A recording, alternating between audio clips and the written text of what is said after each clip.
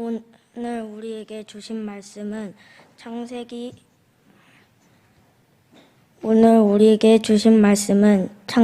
27장 26절에서 29절 말씀입니다.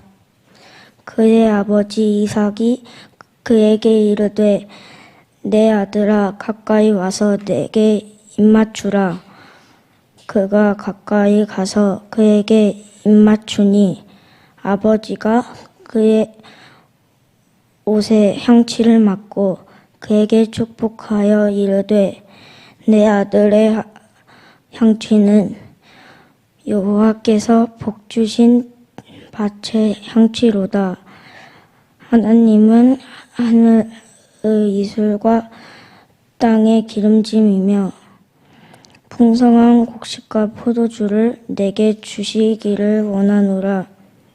만민이 너를 섬기고 열국이 내게 굴복하리니 내게 형제들의 주가 되고 내 어머니의 아들들이 내게 굴복하며 너를 저주하는 자는 저주를 받고 너를 축복하는 자는 복을 받기를 원하노라. 아멘. 한혜식 목사님의 눈을 가리고 보면이라는 제목으로 말씀을 전해주시겠습니다.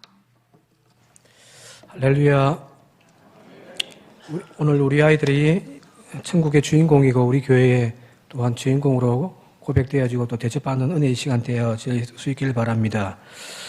가정의 달 5월 달을 맞이해서 오늘은 어린이 주일 또 교회 교육 주일을 맞이해서 교회학교 헌신 예배로 드리게 되어진 것을 먼저 하나님 앞에 진심으로 감사를 드립니다.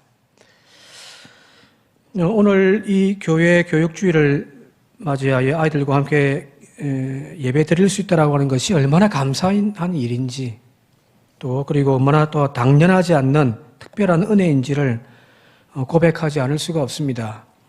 설교를 준비하면서 지난번 제가 노예 서기를 하면서 교회들 이제 노예에 속한 교회들 상황 통계표를 쭉 받아서 이렇게 자료를 이렇게 모아놓은 것이 있어서 한번 쭉 찾아봤습니다.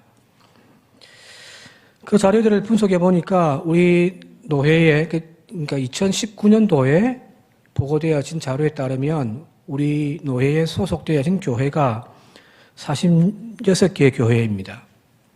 그 46개 교회 중에서 지금 교회 학교가 청소년부, 어린이부, 유치부 이런 교회 학교가 운영되지 않는 교회 숫자를 쭉 대충 파악해 보니까 23개 정도 교회가 거의 교회 학교가 운영되지 않을 정도로 파악이 되어집니다. 아이들이 뭐 1명, 2명 있기는 한데 실제로 그게 운영이 되지는 않는 거죠. 46개 교회 중에서 23개 교회가 교회 학교가 운영되지 않는다는 말은 절반이 지금 교회 학교가 없다는 이야기입니다.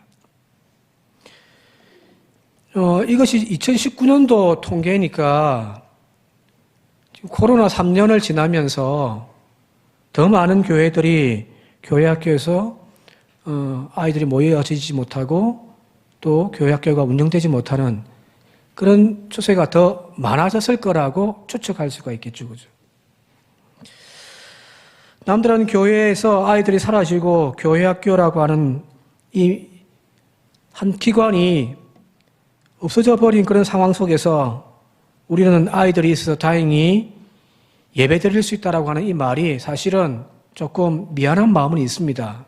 가난한 사람들 앞에서 나의 부유함을 자랑하는 것은 아닌가 싶은 생각은 들기는 합니다만은 그럼에도 불구하고 적은 숫자지만 이 예배를 우리 아이들과 함께 드릴 수 있는 것만으로도 충분히 감사의 조건이 되어지고 또한 우리 교회에 복된 씨앗이 되어짐을 믿습니다.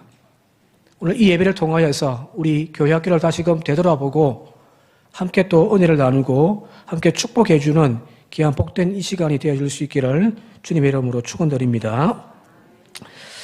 저도 사실은 매주일 어린이부 예배 설교를 맡아서 하고 있습니다. 교육전도사를 모시려고 하는데 요즘에는 교육자 수급이 안 되니까 당체 모실 수가 없습니다. 그래서 어쩔 수 없이 제가 어린이부 예배를 설교를 맡아서 하고 있고요. 또 유치부 예배는 우리 사모가 매주일 설교를 담당하고 있거든요. 그런데 매주일 이 어린이 교회학교 예배 설교를 준비하고 또 사모가 유치부 설교를 준비하는 것을 옆에서 이렇게 기동량으로 듣다 보면서 늘 드는 생각 하나가 있습니다. 그게 뭐냐면 아이들의 눈높이에 맞추어서 준비되어지는 그 설교문들이 너무너무 단순하고 명료하더라는 거예요. 메시지가. 설교뿐만 아니라 아이들이 부는 찬양도 복잡한 내용 들어가 있지 않습니다. 단순한 내용으로 신앙 고백하는 찬양을 드리거든요. 대표적으로 유치부가 부르는 찬양 중에 이런 노래가 있습니다. 하나님 저 왔어요. 설레는 마음으로 기다렸어요. 하나님 저 왔어요. 하나님 사랑하는 마음 드려요. 얼마나 짧아요, 그죠? 단순하죠. 그런데 귀에 쏙 들어온단 말이에요. 하나님 저 왔어요. 설레는 마음으로 기다렸어요. 하나님 사랑하는 마음 드려요. 하나님 저 왔어요. 얼마나 단순하면서도 정확합니까? 그죠? 그 찬양을 아침에 탁 틀어놓으면, 주일 아침에 들어보면 제가 은혜 받고 돌아오거든요. 또 다른 찬양 하나가 있는데요. 제목이 언제나 하나님은 1번이라고 하는 찬양입니다. 한번 들어볼게요. 음향을 좀 틀어주실래요? 언제나 1번 꼭 기억해. 마흔이 흔들흔들 할 때도, 마흔이 싱글벙글 할 때도, 생각이 빙글빙글 할 때도 언제나 하나님은 1번. 마흔이 흔들흔들 할 때도, 마흔이 싱글벙글 할 때도, 생각이 빙글빙글 할 때도 언제나 하나님은 1번. 언제나 하나님은 1번. 저는 이 찬양을 아침에 이제 사모가 틀어놓거든요. 그러면은, 애들이 더 낫구나 하는 생각을 참 많이 합니다. 내 마음의 1번, 우리 하나님. 나의 형편, 나의 상황이 어떠함에도 불구하고 하나님은 언제나 나에게 1번입니다. 라고 하는 이 노래를 부르는 아이들의 목소리에 하나님은 얼마나 기뻐하실까요? 그죠? 어쩌면 어른들의 눈높이에서 이 아이들이 하는 설교, 그리고 이 아이들이 부르는 찬양은 좀 시시해 보일 수도 있습니다. 그죠? 단순하니까요. 그죠? 그러나 저는 이 아이들에게 전달되어지는 설교를 쭉 보다 보면서 느끼는 것 중에 하나가 뭐냐면은, 저런 설교가 명설교다. 라고 하는 생각을 늘 합니다. 아이들의 설교를 준비하면서 자주 드는 생각이, 설교는 이런 식으로 해야 된다. 라고 하는 반성을 참 많이 합니다. 전문적인 지식, 어려운 말들보다는 본문에서 전하고자 하는 그 메시지를 명료하게, 분명하게, 간단하게, 단순하게 속 집어넣는 거. 그죠? 그게 명설교 아니겠어요? 설교를 듣고 갔는데, 한 주간 살면서, 앉아서 들을 때는 은혜로웠는데, 좋았는데, 아무것도 기억이 안 나요. 그런 설교보다는 단순하지만 그냥 몇 마디의 말로 탁 요약할 수 있는, 머릿속에 쏙 들어오는 그런 설교가 진짜 멋진 설교 아니겠냐라는 생각을 많이 합니다. 어른들을 앉혀놓고서 설교하는 사람 하다 보면은 사실은 저도 사람 눈치 많이 봅니다. 주일 성수 빠지면 혼을 내야죠. 근데 못하거든요. 전도 생활 하라고 막 다그쳐야 되는데 못하거든요. 봉사생활, 헌금생활 등 설교할 때에 사실은 저는 설교하다가 넣을까 하다가 다 빼버립니다. 왜? 사람 눈치 보거든. 그런 설교했다가는 오늘 목사님이 나 들으라고 설교했네? 라고 이야기하는 교인들이 있을까 싶어서 썼다가 지웁니다. 연애 편지도 아니고. 자, 그런데 아이들의 설교에는 그런 메시지가 분명하게 들어가 있잖아요. 그죠? 주일 성수 하지 않으면 하나님이 싫어하셔. 주일날 꼭 지켜야 돼. 스스럼 없이 이야기할 수 있거든요. 예배를 들 때는 장난치면 안 돼. 설교와 예배에 집중해서 예배 잘 드려야 하나님이 기뻐하셔. 그죠? 이렇게 설교한단 말이에요. 그런데 어린 설교에서는 그런 설교하면은 시험 들 사람들이 많단 말이에요. 설교 도중에 예배에 집중하지 못하고 있는 성도, 예배가 방해되어지는 행동을 하는 성도가 있을 때 그걸 지적하면요. 마음에 상처받아가지고 목사님 교회 당분간 쉴게요. 한단 말이에요. 자, 이런 맥락에서 본다고 한다면 왜 주님께서 천국은 이런 어린아이들의 것이라고 말씀하신 이유를 분명히 우리가 알 수가 있잖아요. 그죠? 주님 말씀을 다른 사람들은 다 자기 가치 판단으로 다 받아들이는데 아이들은 그걸 그대로 그냥 주님 말씀 그대로 다 받아들인단 말이에요. 마태복음 18장에 보게 되었으니까 이르시되 진실로 너희에게 이르노니 너희가 돌이켜 어린 아이들과 같이 되지 아니하면 결단코 천국에 들어가지 못하리라. 또 19장 14절에 예수께서 이르시되 이 어린 아이들을 용납하고 내게 오는 것을 금하지 말라. 천국이 이런 사람의 것이니라. 천국은 아이들의 것이라는 거예요. 이런 아이들과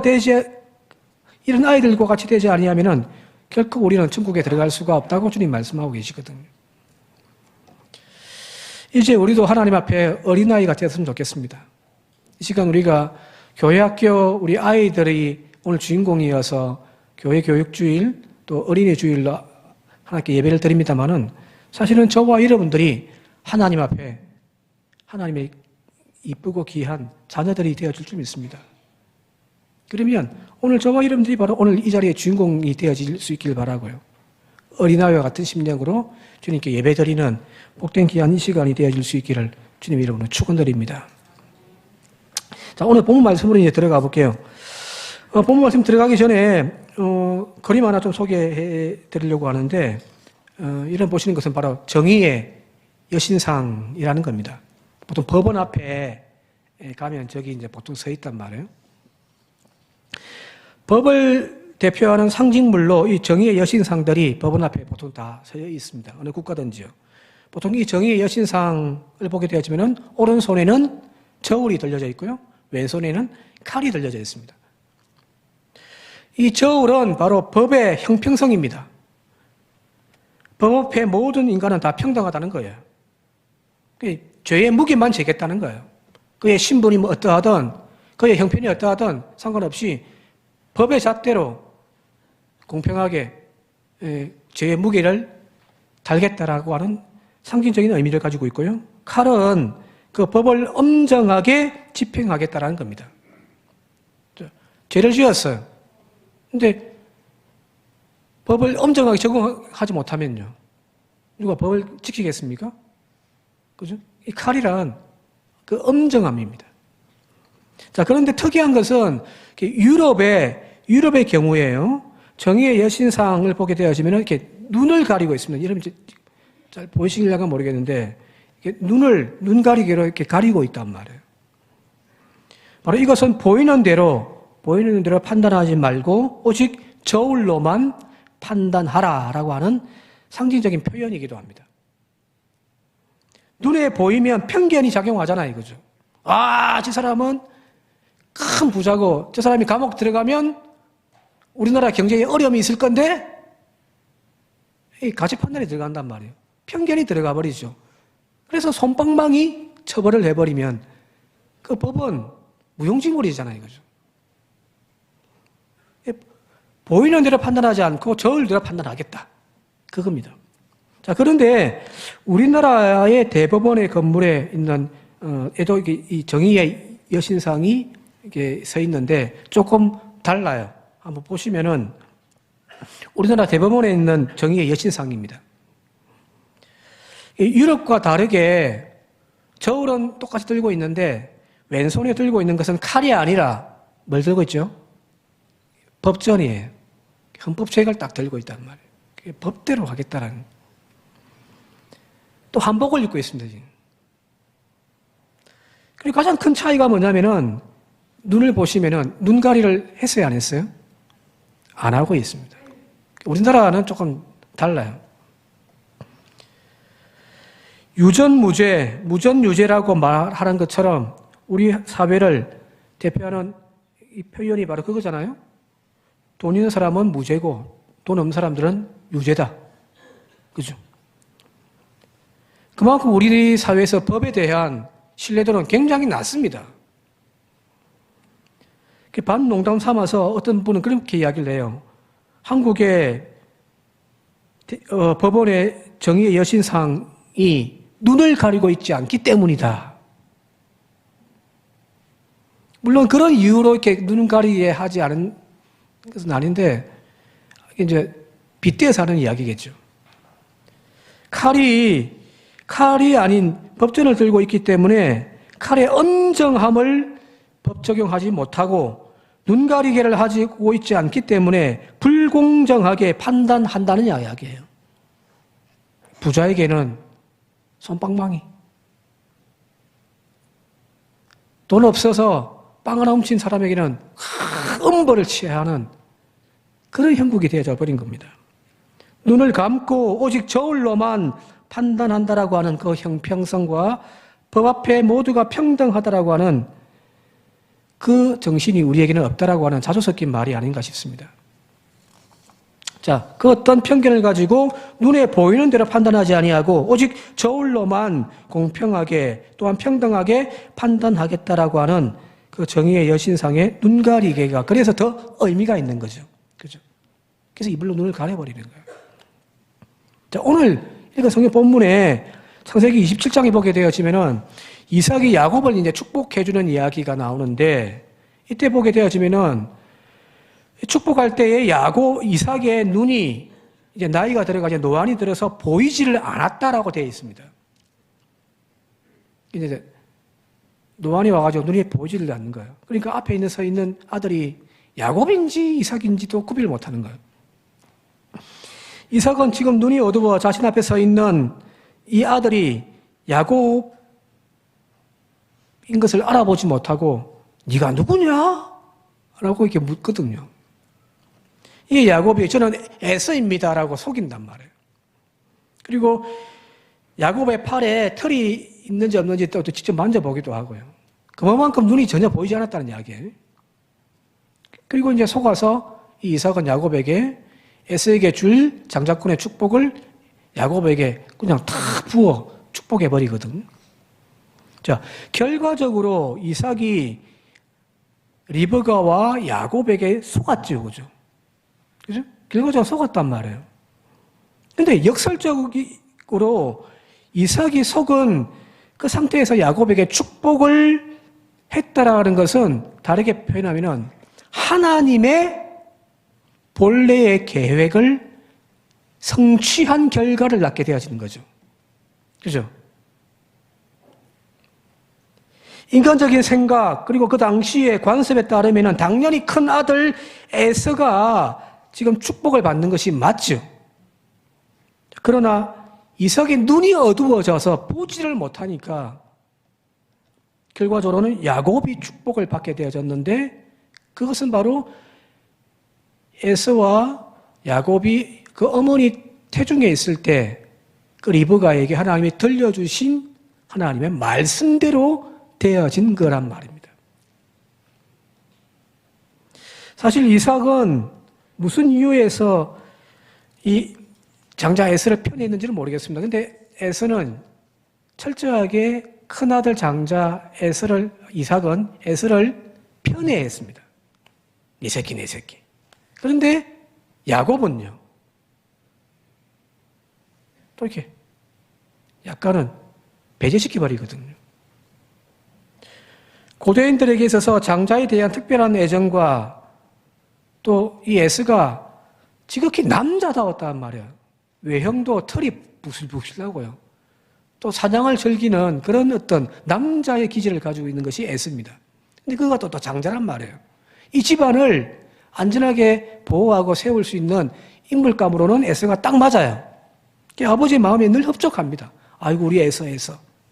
그런데 늘 엄마 품에, 엄마의 치마의 품에서 그냥 얌전하게 지내는 그 야곱에 대해서는 에서가 못마땅하게 생각한 거예요. 차별을 합니다.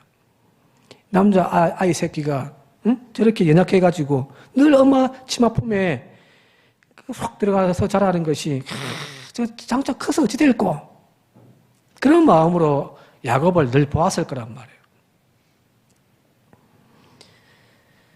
자, 이러한 지극히 인간적이고 관습적인 태도로 두 아들을 편애하고 차별했던 이삭에게서 이제 두 눈이 멀어 보이지 못함을 통하여 오히려 그의 편견이 가려져 버린 거죠. 그리고 하나님의 계획대로, 하나님의 예정하심대로 에서가 아닌 야곱에게 축복했다라고 하는 것은 우리가 한번 깊이 좀 묵상해 볼 의미가 있다라는 겁니다. 이 두 사람, 즉 어머니 리브가와 야곱의 계략이 치밀했기 때문이 아닙니다. 야곱이 이삭의 축복권을 받게 된 것은 사실상 이삭이 눈이 멀었기 때문입니다. 에서가 아닌 야곱에게 복을 빌어준 이삭을 통해서 우리가 지금 깨달아야 할 것은 바로 눈이 어두워 보지 못할 때 우리는 오히려 더 정확하게 볼 수 있다는 겁니다. 어쩌면 평소에 우리도 눈에 보이는 대로 선입관을 가지고 편견을 가지고 내 욕심과 내 판단으로 잘못되어진 결정으로 우리 아이들을 대하고 있는지는 모르겠습니다. 자녀들 대할 때 우리 그렇게 보는 거예요. 내 눈에 보이는 대로. 눈에 보이는 것으로만 판단하다 보니까 상대방의 행동에 대해서 늘 정죄를 일삼습니다. 자녀 키우면서 부모들은 욕쟁이가 되잖아요. 목사님, 저도 자식 때문에 욕 많이 합니다.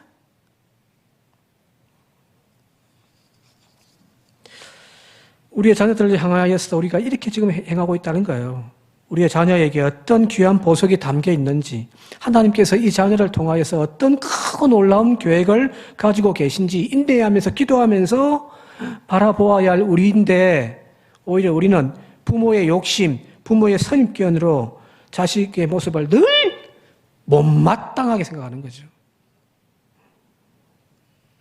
하나님께서 이 아이들에게 심어놓은 엄청난 장점들, 그 놀라운 빛나는 보석을 보지 못한 채 내 욕심으로 오직 성적만 집착하여 내 자식을 혼쭐 내는 우리들의 모습을 늘 우리는 발견하잖아요. 그게 저의 모습이기도 합니다. 육신의 눈이 발달할수록, 세상적인 눈이 더 발달할수록 우리는 잘못 볼 확률이 더 많아진다는 것을 우리가 명심해야 될 것 같습니다. 그리고 하나님께서 계획하시고 만들고자 하는 그 걸작품을 우리의 손으로 망가뜨리고 있는 결과를 우리는 초래하고 있다는 사실을 우리는 늘 알아야 됩니다. 왜? 눈이 너무 밝았어요. 세상적인 잣대로 아이를 보는 거예요. 옆집의 아이는 이번에 시험 치었는데 올백 맞았다고 하네요. 그 눈으로 내 자식을 보는 거예요. 50점, 60점 받은 내 자식이 한심해 보이는 거예요. 아이고 인간아. 내가 네 학원 보낸다고 등골 휘어지게 돈 벌었는데 돈 아깝다. 그래 되는 거예요. 사실 이 이야기는 저의 이야기입니다.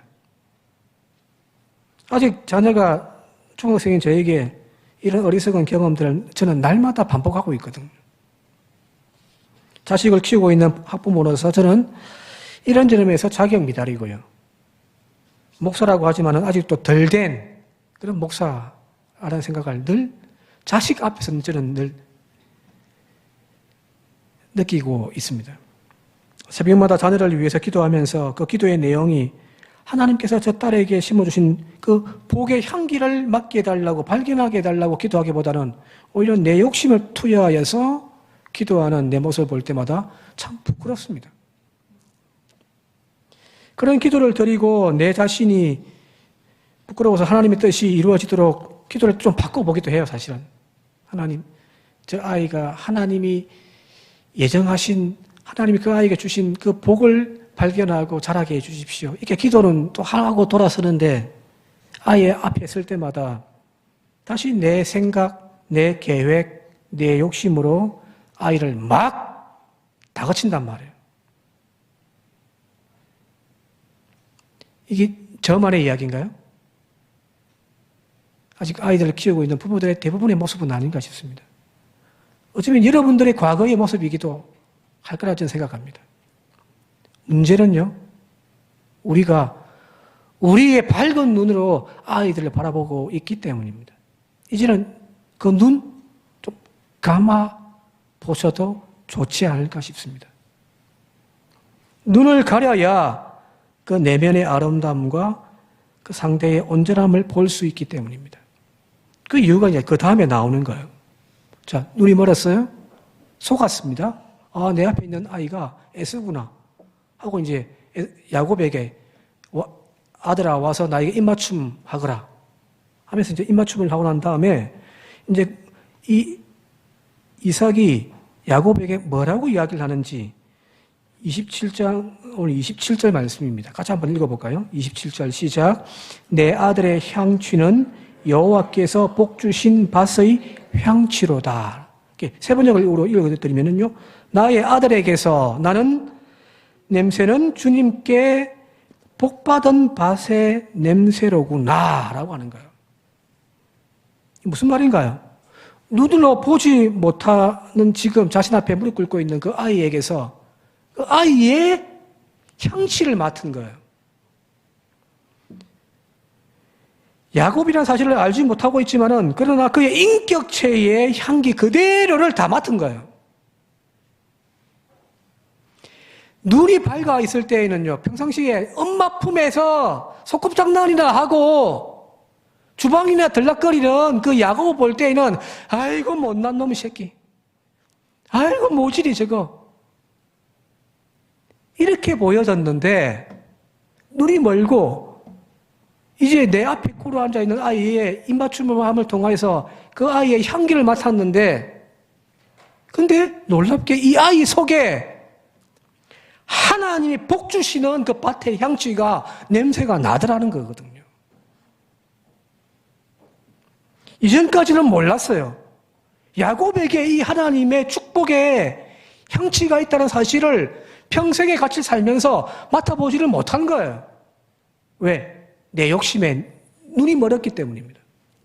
그런데 그 눈을, 자신의 육신의 눈을 닫고서 이 아이의 향기를 맡아보니까, 이 아이 속에 하나님이 복 주신 향기가, 그 향기, 냄새가 나더라는 거거든요.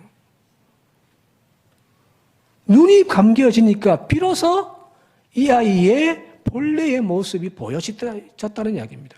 물론 아직 이 이삭은 이 아이가 에서인지 야곱인지는 몰라요.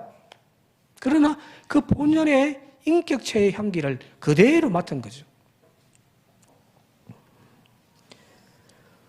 자, 왜 지금까지 이삭은 야곱에게서 이런 향기를, 이 아이의 본연 속에 있는 그 향기를 맡아보지 못했을까요? 그건 단순하죠, 그죠? 육신적인 눈으로만 보고 판단했기 때문입니다. 그런 향기를 맡을 만큼 야곱에게 가까이 다가가지를 못했기 때문입니다. 그러나 비로소 이제 야곱은 야곱에게 가까이 다가가서 그와 입맞춤하며 이 아이의 모든 향기를 맡게 되어진 거죠. 그죠? 여호와께서 복 주신 밭의 향취로다. 이 말씀을 깊이 묵상하는 오늘 이 자리가 되어졌으면 좋겠습니다. 그리고 하나님께서 복 주신 우리의 자녀들의 향기를 맡을 수 있는 부모들이 되어질 수 있길 바랍니다.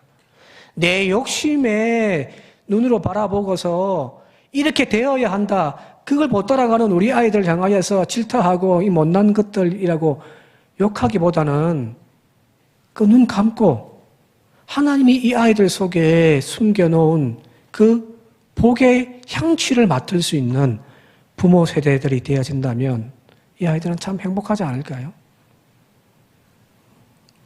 내가 인위적으로 만들어 입혀놓은 향취보다 몇십 배 아니 몇천 배 더 깊고 오묘한 축복의 향기가 이 아이들의 내면의 인격 속에 이미 숨겨져 있습니다. 그걸 손을 넣어서 이제 축복해 주는 거죠. 이제 말씀을 좀 정리하도록 할게요. 육신의 눈으로만 판단하게 되면은 하나님께서 우리 가족들에게 주셨던 놀라운 계획과 은사와 그 능력들을 우리가 보지를 못합니다. 우리 육신의 눈으로는 도저히 하나님의 그 놀라운 일들이 보이지가 않습니다. 이삭처럼 눈이 어두워야 야곱 본연의 그 모습을 발견할 수 있듯이 오늘 우리의 욕심의 눈을 좀 가렸으면 좋겠습니다. 옆집 아이 1등 하는데 너는 왜 이거밖에 못하냐?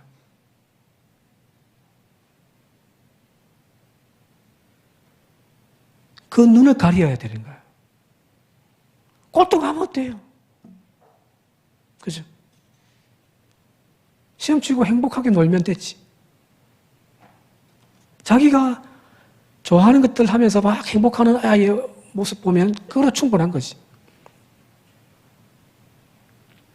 가족 간의 기대와 격려, 이해와 존중, 그것도 마찬가지입니다.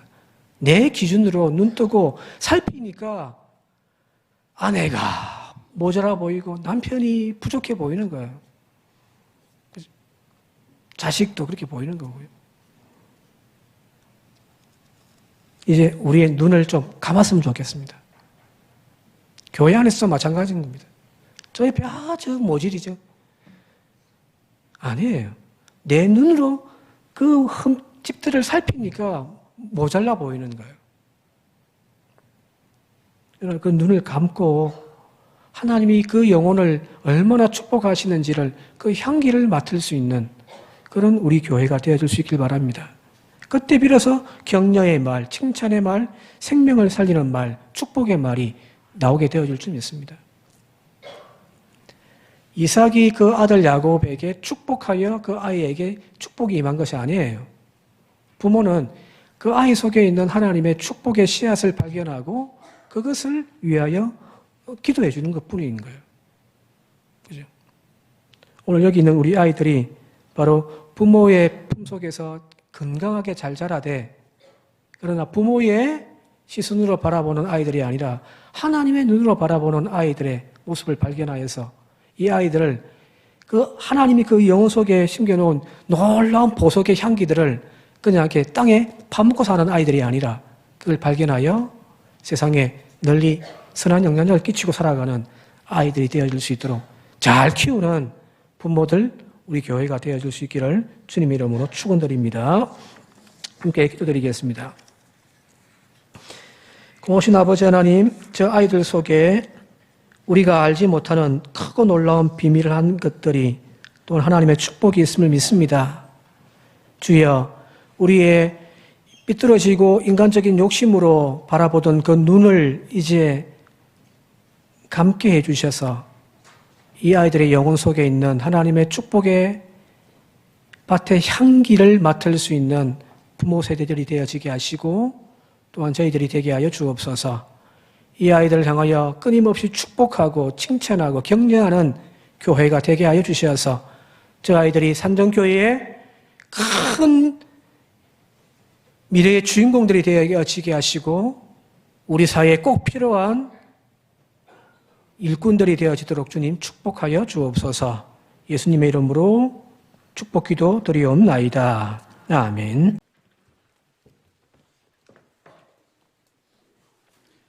교회 소식 말씀드리겠습니다. 오늘은 교회학교 주일 및 어린이 주일로 교회학교 연합 헌신예배로 드렸습니다. 우리 교회학교가 더욱더 활성화될 수 있도록 우리 성도님들의 많은 기도 부탁드립니다. 오늘 교사 1회가 오후 7시에 교회 앞에 있는 청원의 집에 써 있습니다. 선생님들은 참고해 주시기 바랍니다. 두 번째, 어버이주일. 다음 주일은 어버이주일입니다. 교회 학교에서는 한 해의 시간을 달아드리기를 준비해 주시고요. 또 어버이날 맞이해서 교회에서는 만 70세 이상 되시는 우리 성도님들께 아주 조그만한 정성어린 선물을 준비했습니다. 혹시 저희들이 식사하실 때 나눠드리려고 그러는데 나는 오늘 식사를 안 하고 가야 된다 하신 70세 이상 되시는 분들은 나가실 때 복지부장 윤광신 장로님이나 저에게 말씀을 해서 수행해 가시기 바랍니다. 식당에서 나눠드립니다. 식사를 못 하신 분들만 나가실 때 말씀하시고 받아가시기 바랍니다. 세 번째, 임시재직회 및 공동회. 임시재직회가 10일 수요일 예배 후에 있을 예정입니다. 공동회 다음 주 14일에 공동회를 갖고자 하는데요. 그 안건은 담임 목사 사택 구입의 건을 가지고 공동회의를 하고자 합니다. 우리 교우들께서는 이걸 참고하셔서 함께해 주시기 바랍니다. 네 번째, 일남신도 1일 수련회 5월 11일 목요일 오전 9시 30분에 교회에서 출발해서 순천만 일대를 다녀오고자 합니다. 이 행사를 위해서 식사 후에 3층 남신도실에서 모임을 갖고자 하오니 일남신도 회원들은 많이 참석하셔서 이 행사가 잘 될 수 있도록 도와주시기 바랍니다. 다섯 번째, 송호의 시국 기도회입니다. 5월 15일 월요일 오후 2시에 서울시청 광장에서 우리 한국기독장로회 총회가 주관하는 시국 기도회를 갖습니다. 참고해 주시고요. 여섯 번째, 애중복지재단 나도람 축제입니다. 5월 10일 금요일 오전 10시부터 오후 4시 30분까지 애중복지재단 운동장에서 나도람 축제를 갖습니다. 저희 교회에서는 9시 30분에 함께 출발할 예정입니다. 함께 하실 분들은 교회로 오시든지 아니면 애중복지재단으로 직접 가시면 되겠습니다. 많은 참여와 관심을 당부드립니다. 일곱 번째, 금요기도회입니다. 이번 주 금요기도회는 연합구역 연합예배는 특송은 제1구역이 되겠습니다. 여덟 번째, 청소봉사. 이번 주 청소봉사는 제2여신도회에서 수고해 주시겠습니다. 아홉 번째, 공동식사. 오늘 공동식사에 우리 김영철 장로님과 정충자 권사님 가정에서 제공해 주셨습니다. 감사합니다. 아울러서 말씀드릴 사항은 주보 3면에 나와 있습니다만은 원래 계획되어 있던 정교인 야유 예배를 5월 달에는 여러 가지 행사가 겹쳐서 가을로 수년하게 됨을 알려드립니다. 성경 백독운동은 이번 주에 명령자 권사님이 참여하셔서 이독자 참여하셔서 11독이 완료되었습니다. 주님께 향기로운 도하는 주보를 참고해 주시기 바랍니다. 이상입니다.